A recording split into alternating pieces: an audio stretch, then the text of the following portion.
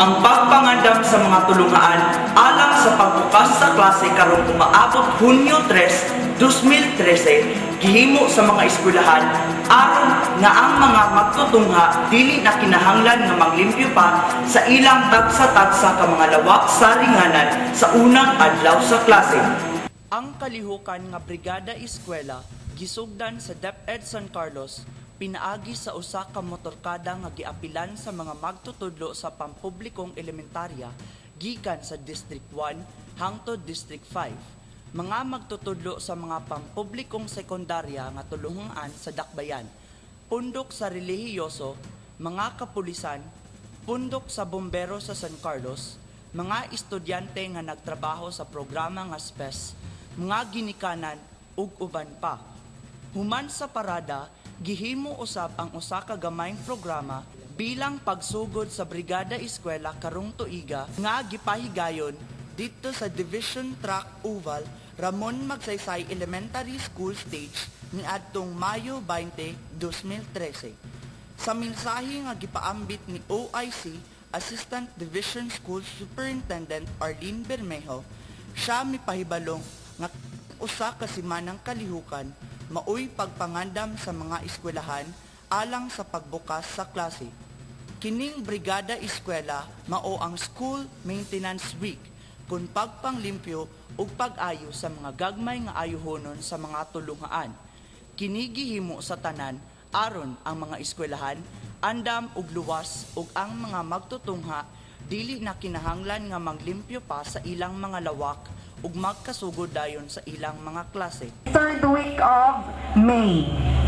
Now, Brigada Eskwela is a program of the Department of Education which is done in order to prepare public schools for the opening of the school year.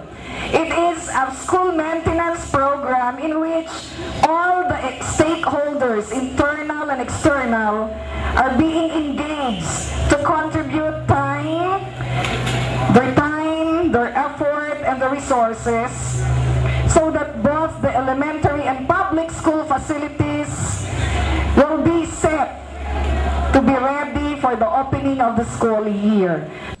Si Schools Division Superintendent Cynthia Dima Vivas usab sa iyang mensahe miingon nga karong tuiga maoy ikanapulo na katuig nga gihimo kining Brigada Eskwela ug kini ang kalihukan maoy pagpalig-on sa talikala sa tulunghaan ug iyang kliyente nga mao ang mga magtutungha, mga ginikanan ug ang komunidad.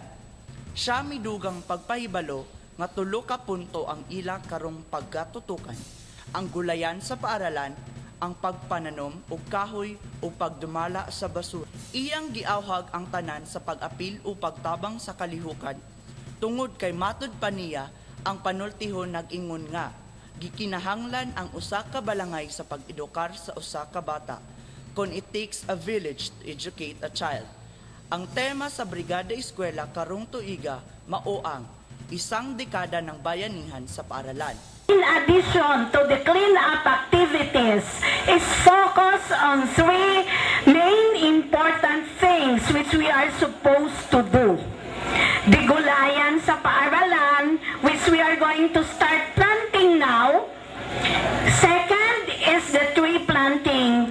And the third is the solid waste management.